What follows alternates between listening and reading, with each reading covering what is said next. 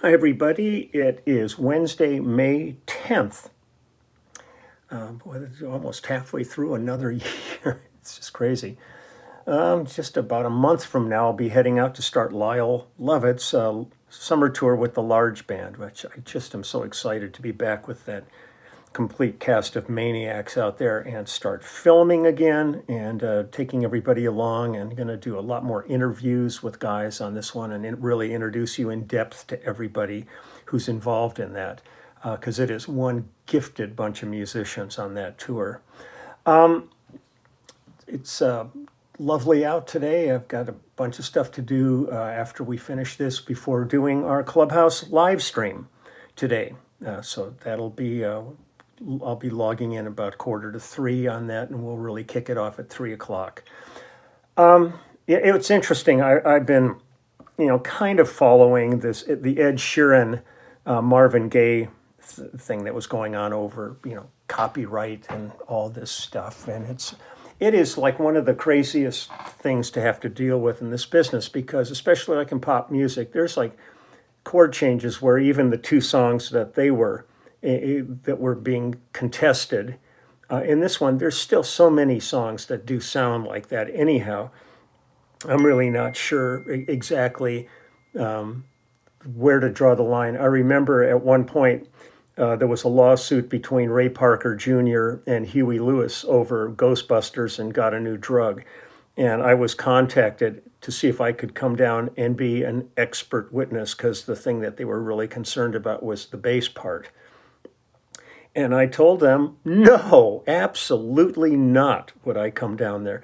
I said, first off, both of those people are friends of mine, and I've worked with both of them. And there's no way I'm going to come down and become the rope in the middle of a tightrope. And the only person that would come out screwed on that deal would be me. So I said no. But it's weird. These things do come up. I think it was, George Harrison had that. There's been a number of these, but I'm going to just feature something today, which was, another thing that's come up a million times. One of my favorite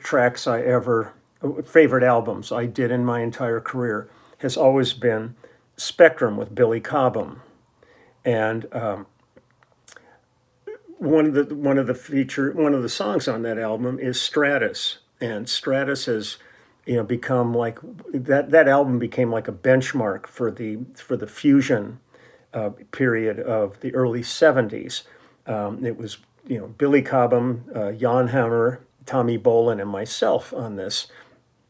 And I know, like, every time I would see Jeff Beck, he'd come running up to me and he'd go, Stratus, Stratus. Because when he heard that album, he said it changed the way he approached his guitar playing after listening to what that album was and the way Tommy Bolin played on it. And he incorporated it into his shows too, his live shows. And anytime I would go into a studio, if I started playing that bass line, everybody would go, oh yeah, and they'd jump on. Well, then along came this big hit for an English group called Massive Attack. And what I'm going to do is I'll read you a little bit about Massive Attack here. Massive Attack are an English trip-hop collective formed in 1988 in Bristol by Robert 3D Del Naja, Adrian Tricky Thaws, Andrew Mushroom Vowels, and Grant Daddy G. Marshall. The debut Massive Attack album, Blue Lines, was released in 1991 with the single Unfinished Symphony, reaching the charts and later being voted the 63rd greatest song in all time by in a poll by NME. In 1998's Mezzanine contained top 10 single. Teardrop in 2003's 100th Window charted in the UK #1. Both Blue Lines and Mezzanine featured in Rolling Stone's list of 500 greatest albums of all time. The group won numerous music awards throughout their career, including Brit Awards, winning Best British Dance Act, 2 MTV European Awards, 2 Q Awards. They've released 5 studio albums and sold over 13 million copies. Throughout their history, Massive Attack have been supporters and activists for political, human rights, and environmental causes. There's the thing about the group is really extensive about all the stuff they've done. But the thing that was really interesting is when people would hear what we did with Billy Cobham, they would go, "Oh man, you guys, you heard that? You must have heard the Massive Attack song." I'm going, "Well, they did that song like I don't even know if it's got the year. They did like 91 or something like that. Well, we did Billy in 73, so I don't think we ripped them off. But I'm going to go ahead. I want to just play these. I mean, it's really interesting to me when I hear this stuff. The thing they did was well, here, let me play you Billy first. Here we go. This is Billy Cobham's Stratus. Now, I featured this previous on my YouTube, on this YouTube channel, and I played along with it. I showed the bass part and all that stuff. But we cut this in 1973, and so here we go. This is just a little. See, the dogs are interested too. They're calling out down there. The Crazy Brothers. Okay, here we go.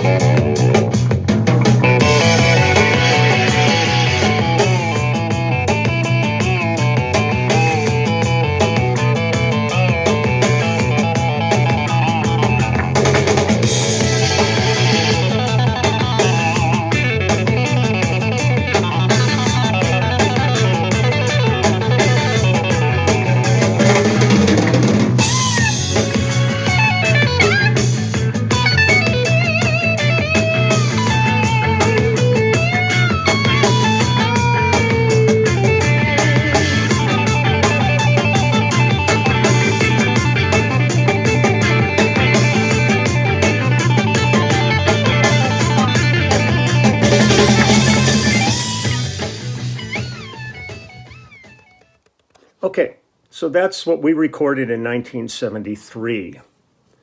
Now, let me show you Massive Attack. Now, Billy may have confronted them in court about this. I never got anything for this record, even though we were, now check it out, here we go. Come on.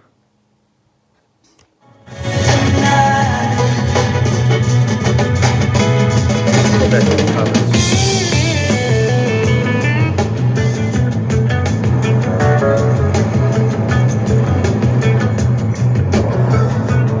Let me go up through.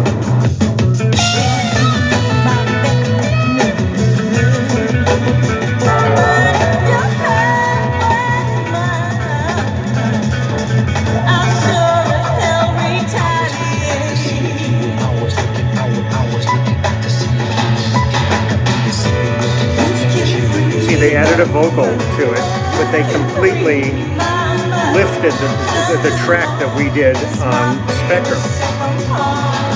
That's me playing.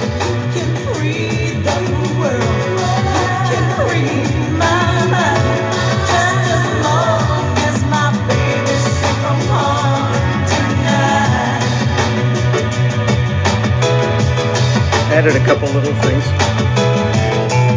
There's Jan.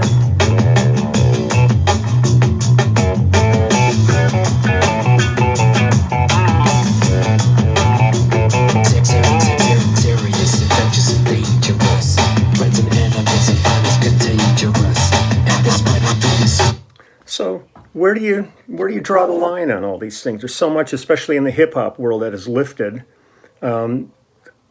music that other people have done, and they just put it in their tracks there. I don't know if Billy was sent any money for this or not, but I didn't receive any payment for an incredibly successful song that was put out there, where they absolutely just took our parts on it and just put it on their record. Now, I'm not faulting Massive Attack for this. They renamed it Safe from Harm. But it would have been, nice to have been acknowledged and say, we've got this, but, here's the essence of our entire track is from another album, and here's the guys that played on it, and maybe send a taste, for that, because they certainly didn't have to pay for studio musicians to come in and do their track because they just used us. So when I see these things like the Marvin Gaye, Ed Sheeran, and the Ray Parker and Huey Lewis and all, this is just an ongoing thing that happens in this, and it's something you have to just, how deep are your pockets? Do you really want to go sue people and go after this? And some people do, but certainly as players, we don't. We aren't about to go after successful bands and record companies and all that. They would bury us pretty quick. But it's just funny when people come up and if they hear Stratus being played, they kind of go, "Oh man, that's you got that what from Massive Attack?" And go, no, that's not exactly the order that this happened. So that was just a quickie today. I just got stuff to do, and I want to be ready for the Clubhouse live stream today. So I'm going to wish everybody a wonderful day. I see the boys are out running around going crazy. God, they're just so nuts in a good way. There's nothing like puppy crazy. It's really fun to watch, and then they suddenly stop and like sniffing a blade of grass. What happened here? So, okay, I'm going to get running. I'll be back tomorrow with some other music. I just, for some reason, the people have been writing to me going, what are your thoughts on the Ed Sheeran, Marvin Gaye thing and all that? And to me, that's just deal with it in court. It's really, I mean, to me, the thing with Massive Attack and Billy Cobham was it was an obvious lift. It's not like the song was written with the same chord changes. It was an absolute, completely put it in our record, done thing. But this stuff goes on all the time. So I'm not going to dig any deeper than this in it. It was just something that, because of all these conversations about it, came to mind. And I thought I'd just show another example of what really goes on in all of this. So I'm going to get running, take care of all this stuff. I will talk to you all later. Have a fabulous day. And I'm starting to feel like Mr. Rogers or something, but when I watch the news every day and I see what's going on in this world, I really just feel, let's just try to be as cool with each other and nice and just kind of just respect everybody, and be thoughtful in this world. Our time here's short, and let's try to make the most of it while we can. Okay, I'll talk to you later. Bye-bye.